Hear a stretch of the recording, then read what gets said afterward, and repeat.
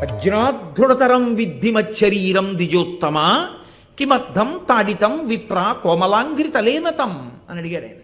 వజ్రాధృడతరం విద్ధి, ఈ శరీరం ఉంది చూశారు మహర్షి, ఇది వజ్రం లాంటిది, బహుకఠినం, చాలా కఠినంగా ఉంటుంది. ఎన్ని యుద్ధాలు చేసిందో.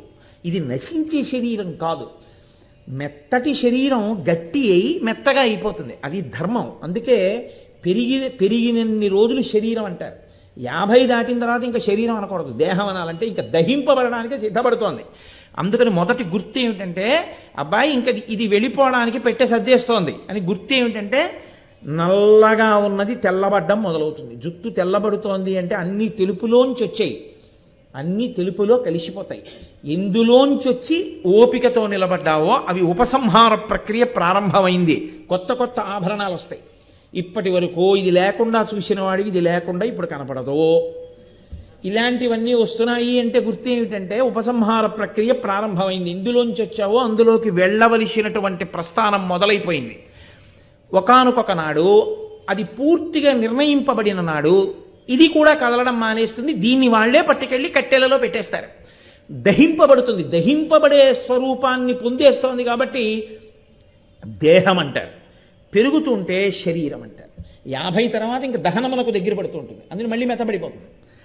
పుట్టినప్పుడు కాలు ముట్టుకున్నా, చేయి ముట్టుకున్నా, బుగ్గ ముట్టుకున్నా, గుండెలు ముట్టుకున్నా, పొట్ట ముట్టుకున్నా మెత్తగా ఉంటుంది. దూదిలే ఎలా ఉందో మా అబ్బాయి బొజ్జని ఇలా ముట్టుకుంటే మెత్తగా ఉంటుంది. వాడి పొట్టలో తండ్రి నోరు పెట్టి ఏదో ఊతూ ఉంటాడు, ఊతుంటే చప్పుడు వస్తుంది, వాడి కిలకిల నవ్వుతూ ఉంటాడు. ఏది పెద్ద అయ్యాక పెట్టండి, వజ్రంలా ఉంటుంది వాడి కడుపు. కాబట్టి శ్రీ మహావిష్ణువు అన్నారు వజ్రాధృడతరం విద్ధి. ఈ శరీరం వజ్రంలా చాలా గట్టిగా ఉంటుంది. ఎన్ని యుద్ధాలు చేసిందో.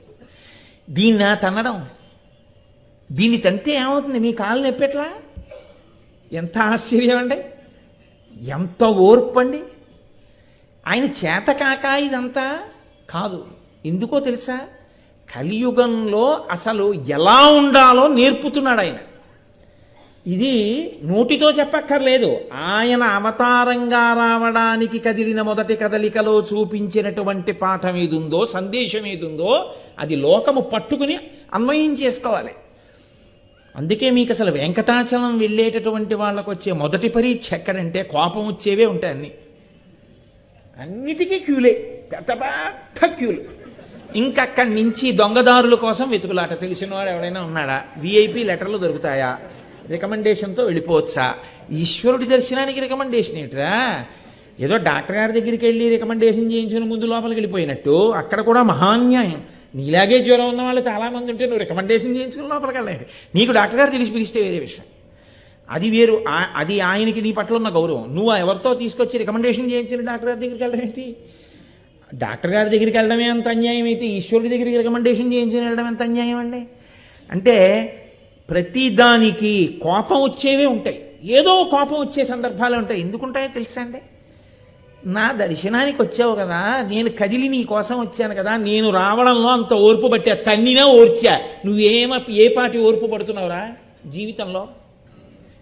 అది పడితే నేను నిన్ను చూసి పొంగిపోతాను.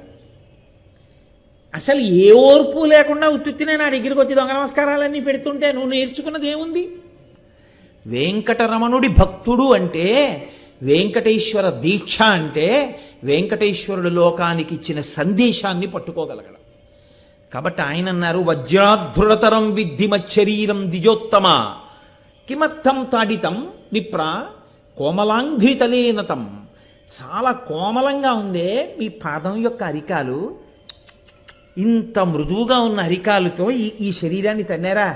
ఉండండి ఎంత పెట్టిందో అని వెంటనే గబగబా ఆయన ఏం చేశాడంటే, ప్రక్షాళ్యో ఉష్ణోదకం తీసుకొచ్చి వేడి నీళ్లు తీసుకురా అని వేడి నీళ్లు తెప్పించి, మనం చూడండి ఏమైనా కాస్త కాళ్ళు నొప్పి పెడితే వేడి నీళ్లు పోసుకుంటాం, పెట్టండి గిన్నెలో అని ఓ గిన్నెలో ఆ కాళ్ళు పెట్టించి ఓ పళ్ళెంలో వేడి నీళ్లు పోసి ఆ పాదాలు కడిగాడు.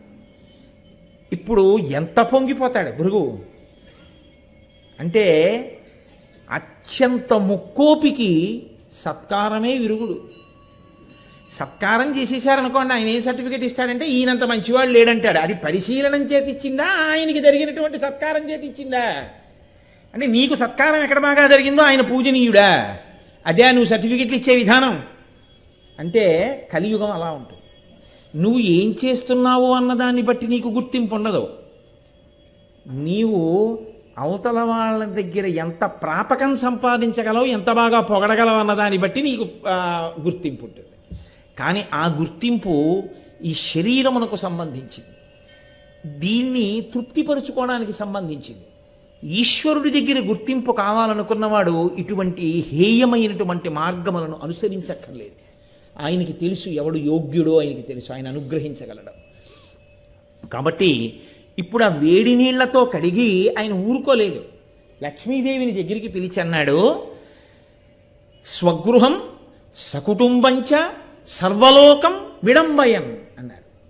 లక్ష్మీదేవి యొక్క తల మీద నీళ్లు చల్లాడు. ఎందుకు చల్లుతున్నానో తెలుసా లక్ష్మి? ఈ నీళ్లు ఏమిటనుకుంటున్నావు? ఏం సామాన్యం అనుకుంటున్నావా? ఇవి దధార శిరసాతోయం. ఆ నీళ్లు తీసి తన తల మీద చల్లుకున్నాడు. పైగా అన్నాడు, విప్రపాదోద్గతం శివం.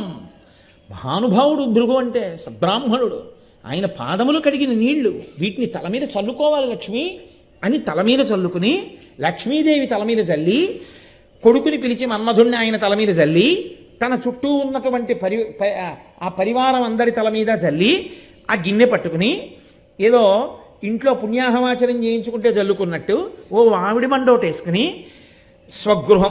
స్వగృహం వైకుంఠం అంతా ఆయనే చల్లుకున్నాడు. ఆ నీళ్లు ఎంత పొంగిపోతాడండి భృగు.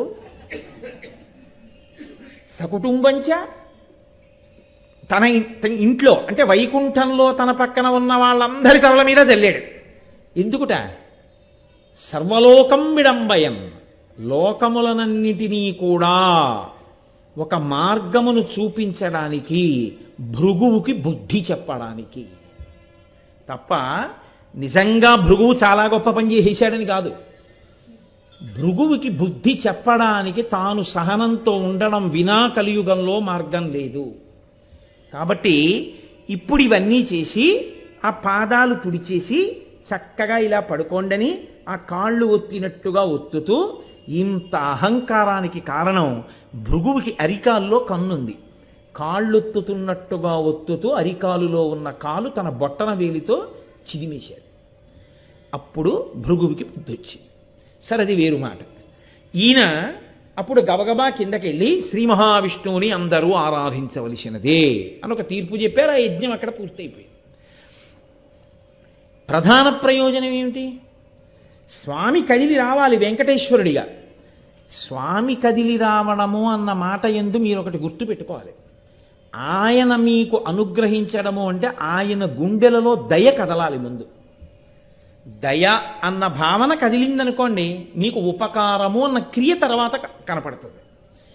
ఇప్పుడు నాకు ఏదో ఒక ఉపకారం కావాలి, నేను మా అధికారి దగ్గరికి వెళ్ళి, అయ్యా నాకు ఈ ఉపకారం చేసి పెట్టండి అని అడిగాను.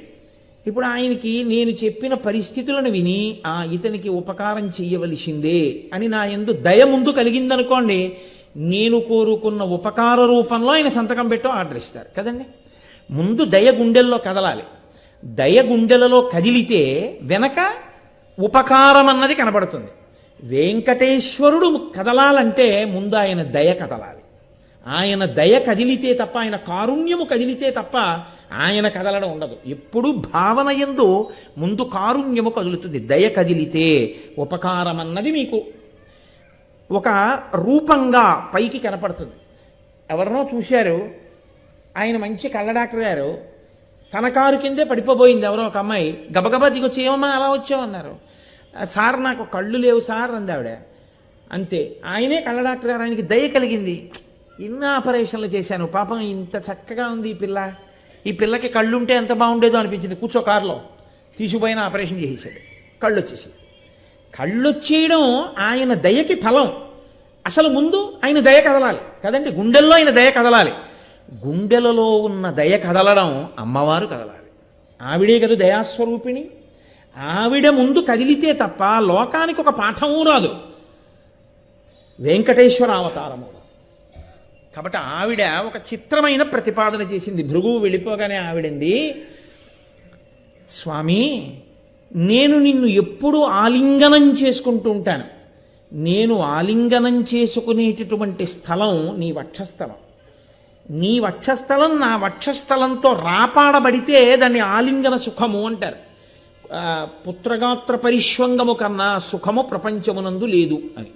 కొడుకుని కౌగిలించుకోవడం అంటే కొడుకు యొక్క గుండె, కొడుకు యొక్క వక్షస్థలం తండ్రి యొక్క వక్షస్థలానికి పూర్తిగా తగిలేటట్టుగా ఒకరినొకరు కౌగిలించుకోవడం.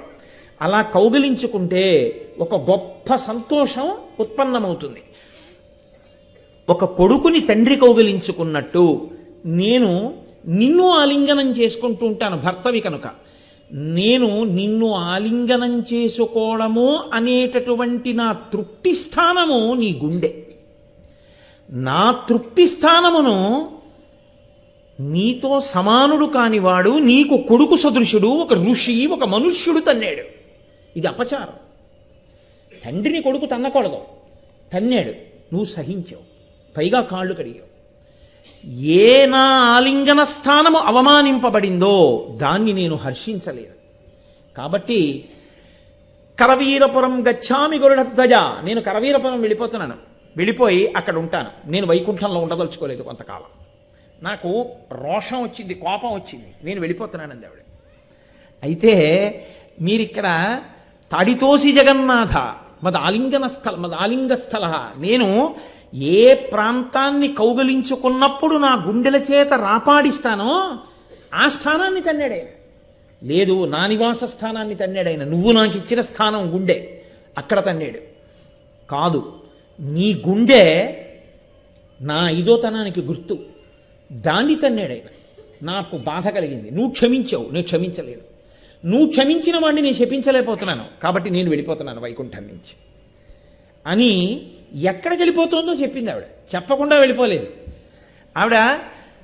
గచ్చామి గరుడధ్వజ, నేను వెళుతున్నాను ఎక్కడికో తెలుసా, కరవీరపురం వెళ్ళిపోతున్నాను, కొల్హాపురం వెళ్ళిపోతున్నానని తల్లి వెళ్ళిపోయింది లక్ష్మీదేవి. వెళ్ళిపోతే అక్కడ ఒక పెద్ద గమ్మత్తోడు జరిగింది.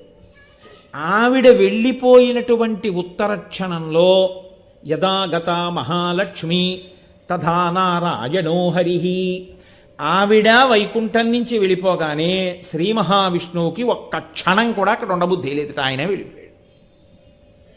ఇది బాహ్యంలో లక్ష్మీదేవి వెళ్ళిపోయింది కాబట్టి ఉండలేక ఆయన వెళ్ళిపోయాడు. ఆంతరంలో దయ కదిలితే కానీ వెంకటేశ్వరుడు కదలడు. ఆయన కదిలి వస్తున్నాడు అవతారానికి. కింద ఇక్కడ నిలబడడం కోసం మహానుభావుడు బయలుదేరి వస్తున్నాడు. ఇందులో మీరు ఒక పెద్ద రహస్యాన్ని ఒకదాన్ని పరిశీలించవలసి ఉంటుంది. ఆమె నిత్యానపాయిని కదా. తెల్లవారి లేస్తే లక్ష్మీదేవికి పూజ చేస్తే మనం నిత్యానపాయనీం నిరవద్యాం దేవదేవ దివ్య మహిషీం అని చెప్తున్నాం కదా. అటువంటి తల్లి ఎప్పుడూ వీడి ఉండని తల్లి కదా.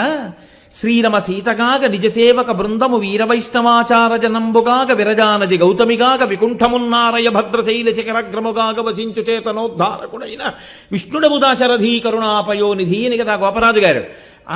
ఆయన రాముడిగా వస్తే ఆమె సీతగా వస్తుంది, ఆయన కృష్ణుడిగా వస్తే ఆవిడ రుక్మిణిగా వస్తుంది. ఆవిడ నిత్యానపాయిని, ఆయన్ని విడిచిపెట్టి ఉండదు. అటువంటి తల్లి విష్ణువుని విడిచిపెట్టి వెళ్ళిపోవడం ఎలా కుదురుతుంది అంటే, ఆవిడ నిజంగా విడిచిపెట్టి వెళ్ళిపోయింది కాదు, ఆయన ఎక్కడికి రావాలో మార్గం సూచిస్తున్నది. ఎక్కడికొచ్చి ఆయన నిలబడాలో ఆవిడ మార్గాన్ని ప్రచోదనం చేస్తోంది. నువ్వు ఇక్కడికొచ్చి నిలబడాలి, నిలబడి అనుగ్రహించాలి వీళ్ళందరినీ. కాబట్టి ఆవిడ వెళ్ళిపోగానే ఆయన ఉండలేకపోయాడు. అసలు రహస్యం ఏమిటో తెలుసా అండి?